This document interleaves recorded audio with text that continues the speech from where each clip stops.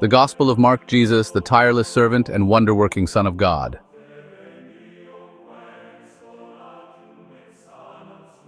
Imagine yourself standing on the shore of the Sea of Galilee, the morning mist parting to reveal a figure who moves with purpose and power.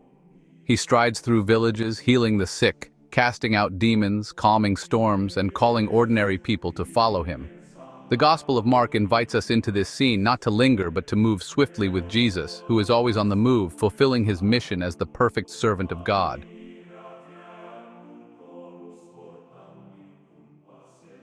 Mark's Gospel is the shortest of the four, but perhaps the most vivid. It doesn't pause for long philosophical debates or genealogies. Instead, it takes us straight to the heart of Jesus' ministry, a whirlwind of activity that reveals both his divine authority and his human compassion.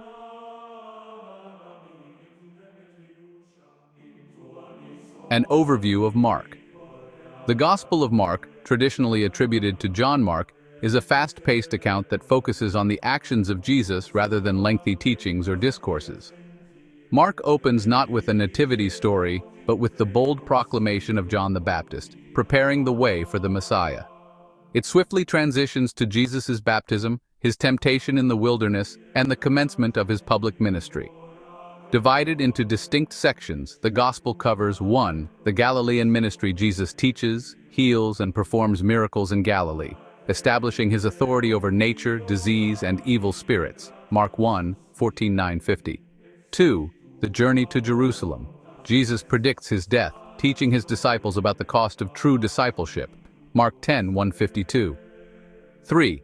The Passion Week, the final days of Jesus' life, including his triumphal entry, his confrontations with religious leaders, and his crucifixion. Mark 11:15. 4. The Resurrection. The Gospel concludes with the resurrection and Jesus' commission to his disciples to preach the gospel to all creation. Mark 16.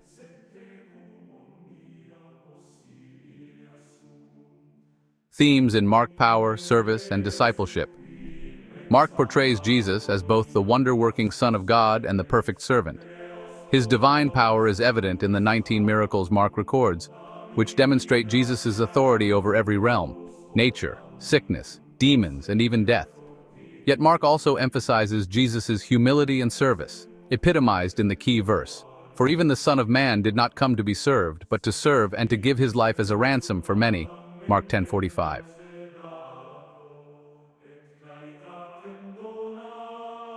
The urgency of the Gospel.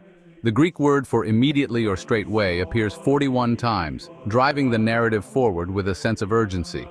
This urgency reflects not only the pace of Jesus' ministry but also the importance of the Gospel itself, a call to respond without delay.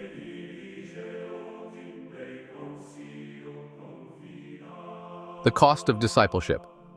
Mark repeatedly emphasizes the cost of following Jesus.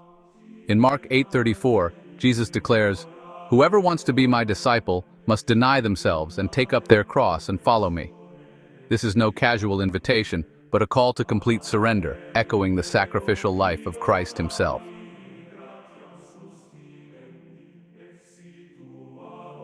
Faith in action. Faith is a recurring theme, illustrated in the stories of those who come to Jesus for healing and restoration.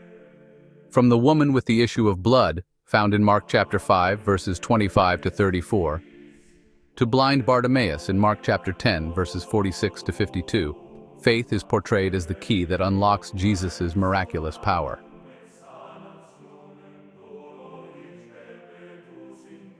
Jesus, the tireless servant.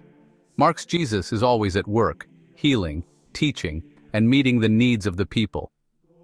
Unlike other Gospels, Mark gives us glimpses of Jesus' humanity in moments of weariness, like in Mark chapter 4, verse 38, and emotion, as seen in Mark chapter 3, verse 5. Yet despite the demands of his ministry, he consistently finds time for prayer, retreating to solitary places to commune with the Father, as noted in Mark chapter 1, verse 35 and chapter 6, verse 46. This balance of divine power and human vulnerability makes Jesus relatable. He is not a distant deity but a compassionate Savior who meets people where they are, offering hope and restoration.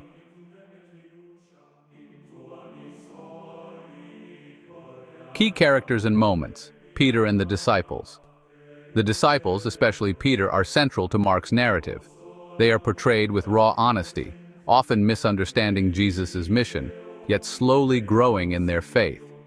Peter's confession of Jesus as the Messiah in Mark chapter 8, verse 29 is a turning point, though it is soon followed by Jesus' stern rebuke of Peter's worldly mindset in Mark chapter 8, verse 33.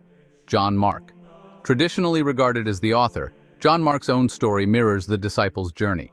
Initially unreliable, as seen in Acts chapter 13, verse 13, Mark later becomes a trusted companion of Paul and Peter, demonstrating the transformative power of grace. The centurion's confession. At the foot of the cross, a Roman centurion declares, "Truly this man was the Son of God," in Mark chapter 15, verse 39. This moment encapsulates the central message of Mark. Jesus' identity as the divine Son is revealed most fully in his sacrificial death.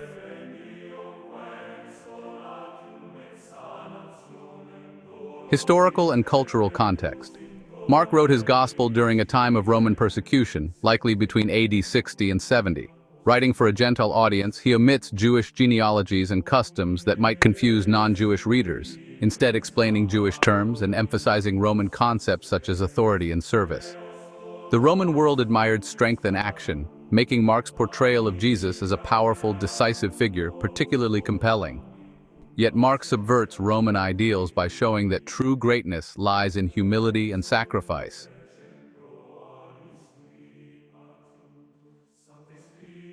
The gospel for today. Mark's message is timeless. In a world obsessed with power and self-promotion, it challenges us to follow the example of Jesus, the servant king who gave his life for others. It calls us to live with urgency, prioritizing the eternal over the temporary. For modern readers, the Gospel of Mark is a reminder that faith is not passive, but active. It invites us to step into the story, to walk with Jesus through the dusty roads of Galilee and into the reality of his kingdom.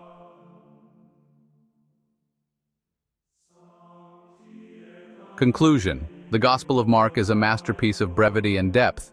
It captures the essence of Jesus' mission with clarity and urgency, leaving no doubt about his identity as the Son of God and the servant of all. As we journey through its pages, we are invited not just to marvel at Jesus' works, but to follow in his footsteps. Mark leaves us with Jesus' final charge: go into all the world and preach the gospel to all creation, in Mark chapter 16, verse 15. It is a call to action, reminding us that the story of Jesus is not just history, it is our mission, here and now. Let us carry the lessons of this gospel with us, living as servants of the servant king and proclaiming his message to the ends of the earth.